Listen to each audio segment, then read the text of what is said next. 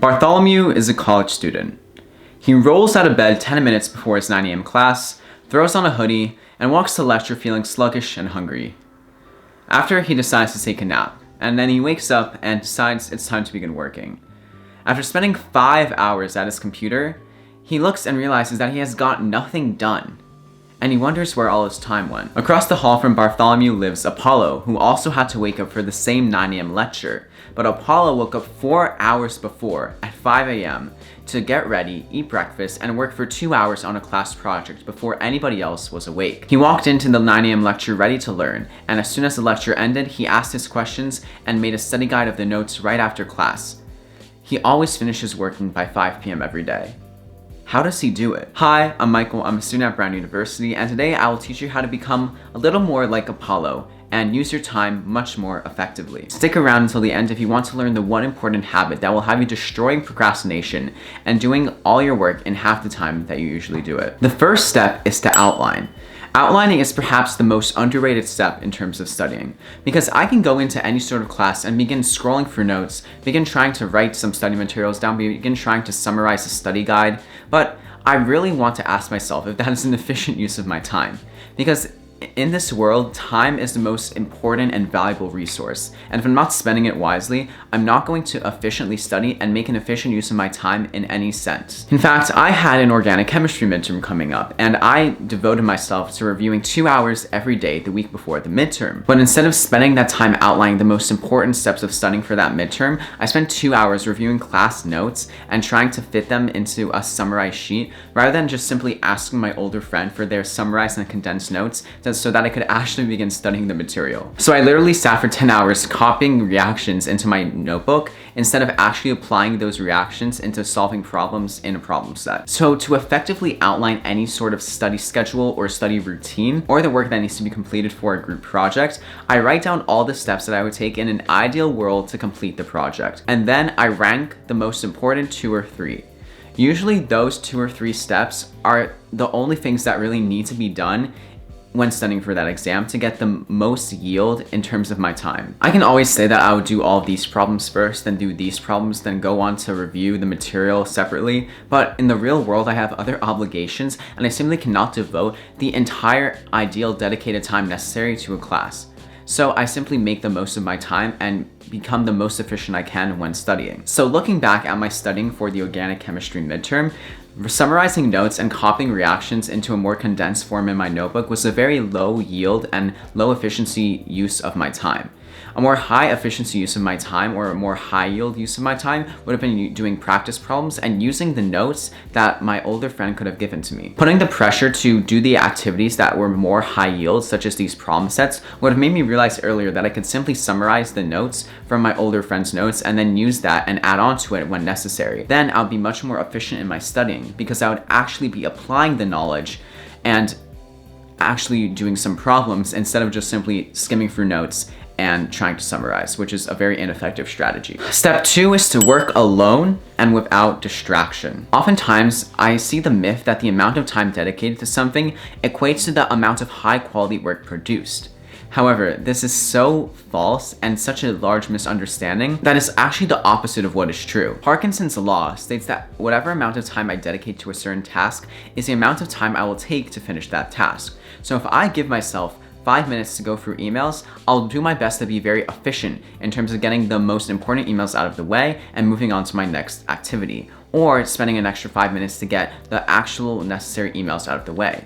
But if I give myself 2 hours to go through emails, I'm going to literally spend 2 hours going slowly through emails and taking much more time than I need to on that activity. Or if I even finish early, I'll probably go at a much slower pace than if I were to push the pressure on myself and go at a pace that would make me much more efficient in my tasks. Thus, the general equation time spent being equal to high quality work produced is simply false. And Cal Newport, in his book Deep Work, makes a better equation, or an updated version. In other words, the amount of high quality work produced is equal to time spent times the intensity of one's focus. If I'm trying to get something done and I'm looking at my phone every other minute because of a notification, my concentration is going to be split, and I will not be as effective in my completion of a task than if I were to have my phone left in my dorm room, for example, and I would only be allowed to focus on that task at hand. By making sure that I put a very big time pressure on myself to finish something, that also increases the intensity of the focus that I have on that subject. So if I give myself 30 minutes to review a chapter of physics, for example, and I know that I have to finish this in 30 minutes, then I'm going to push myself to review the most important concepts and the most high yield concepts for that topic, rather than spending an exorbitant amount of time reviewing all of the details that I simply do not need to care for. And unless I'm working on a collaborative project or some sort of innovation in research, I'm not going to be working with anybody else. I will be working alone in some room in the random building on campus that nobody will find me in, because any sort of distraction to my focus is going to lower my intensity of focus and thus the amount of quality work that I can produce within a certain amount of time. I used to try the Pomodoro method for getting work done, but it simply removes me from the state of concentration that I'm in 50 minutes into the sort of setting I want for myself. So rather, I set a timer for myself for 2 hours in the morning or when I first start to do work, and then I take a longer break after those 2 hours, because I know that I was in a deep state of focus and concentration that produced a high quality work as a result. Because if I was going to multitask or do something else, it simply is not going to be as effective or efficient than if I were to isolate myself, remove any distraction, and push myself to do work in a very focused environment. I cannot say how many times I've been in a group trying to accomplish something, such as working on a lab report, and it's so difficult to get work done when I'm trying to converse, because I'm one of the biggest culprits of just trying to talk and have a conversation and do something funny when I'm in a group, when I know that I have to focus and get something done. So I literally need to isolate myself, otherwise I'm just going to socialize and not get anything done. So if there is a group project, I prefer when people are delegated tasks and people are expected to complete those tasks, and there's a short convocation during some portions of the project in which each team member summarizes what they did and any questions they may have. That way the complications of socialization and spending too much time together, which ruins distraction, is cut off, and the group work that needs to be done is still done effectively. The third step to working effectively is to wake up early. And this is something I'm working on myself right now, because there's always distractions that will prevent me from waking up early, whether it be holidays, going out with friends, or doing something that will go late into the night. There's always going to be distractions that try to ruin the schedule that I have of waking up early. Especially in a college environment itself, waking up very early at 5 a.m. is a very difficult task to do, and it's often not ideal. So in a college environment, it may make more sense to wake up around 8 a.m., 9 a.m., depending on the class that one has. If I do unfortunately have a 9 a.m. class, I will try to adjust my schedule to wake up around 3 hours before that class. And if I fail to wake up, sometimes it happens, I just move on with my life, but I do plan ahead the night before. So I plan out what I'm going to wear, I plan out what I'm going to eat, I plan out my schedule for the day. That way there's no question marks and I know exactly what I have to do, and I have a reason to get up early. If I don't have a reason to get up early and I don't know exactly what I'm going to do, then there's a much higher chance that I'm going to convince myself to turn off my alarm and go back to bed, especially if I'm feeling a little bit more tired. But that being said, the body adjusts to changes in sleep very quickly, especially if one has a routine. So if I'm sticking to the same early schedule throughout the week and I stay up later during the weekend, it'll take about 2 or 3 days before the body adjusts to a different change in sleep schedule. So if I try my best to go within the realm of waking up early, and I do my best to go to sleep at the same time every night, and that is going to work wonders in terms of sticking to the habit of waking up early and getting work done early in the morning. But I never beat myself up if I don't manage to do it on a certain day. Also, getting 2 hours of intense concentrated work done right when I wake up is one of the most productive and great feelings that I can have in terms of getting the day off to a good start. It also forces me to prioritize what I want to get done for the day, because I tend to find myself working late in the day, even though I've got a lot done during the day, largely because I try to get all the detailed stuff and minor stuff in my life going on done and over with.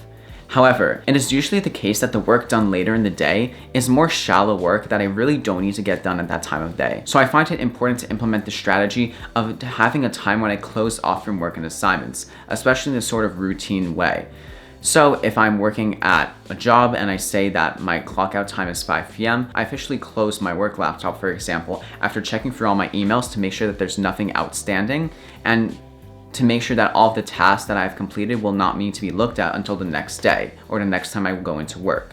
For school, it's a similar situation. I look at all my emails, I look at all my assignments, and I see that I have completed everything that I need to do for that day. And once I know that I've done everything I need to for that day and I feel satisfied with the work I've done for that day, I close my laptop and I refuse to think about school for the rest of the day. And in fact, this rest time in which I do not work is the most important time in terms of rejuvenating myself and resetting my brain for the work that I have to do the next day. Because if I'm constantly thinking about work, my conscious mind is always occupied with that thought, and it doesn't give the unconscious mind time to think about different solutions to different complex problems, which the unconscious mind is much better at doing than the conscious mind. So in general, waking up 3 hours before the first lecture that I have to eat breakfast and do 2 hours of deep, focused work, rather than waking up 30 minutes before class and rushing to get to lecture on time, I find is a more productive schedule, although I make sure that I get an adequate amount of sleep before I try to attempt anything like this. I need at least 9 hours, 8 hours in bed for this schedule to be effective, because otherwise I will sleep through my alarm. So I plan the night before to make sure all of this gets done effectively. And once this whole routine is set up, it's really just about the fourth piece of advice, which is practicing. Deep work and deep focused work is a skill that not many people have in today's society. I can say for myself that it's one of the most difficult things for me to do. And in order to become great at getting work done in an efficient manner, I have to train myself to get in this state of intensity and focus. So I find it very important to have times during the day in which I'm not connected to my phone. Specifically, I like to not let myself unlock or power on my phone until I get those 2 hours of work done, or whatever amount of work I want to get myself done with in the morning. I find it to be much less stressful. I find my brain to be less cluttered when I don't have to think about my phone being on and what could be going on in my phone. When I know that I have one focus, which is going and finishing those 2 hours of work that I need to do right when I get up. And in general, I try to put myself into boring situations in which I can embrace the boredom. For example, standing online at the grocery store is a very boring task, and I'm so used to looking at my phone and trying to distract myself from the boredom itself. But I like to try and let it soak in and let myself experience what boredom feels like, so that I am prepared to work intensely and deeply, especially when I feel that I'm in a state of boredom and I don't want to be doing something. It's really just getting myself in that mindset and preventing myself from being constantly overstimulated that allows me to work more efficiently and without my mind trying to shift from focusing on one thing to focusing on another irrelevant thing. If you want more studying advice, be sure to check out my video on studying effectively. Thanks for watching. Be sure to like, comment, subscribe, and hit the bell for more videos on self-improvement and college advice, and I'll see you next time.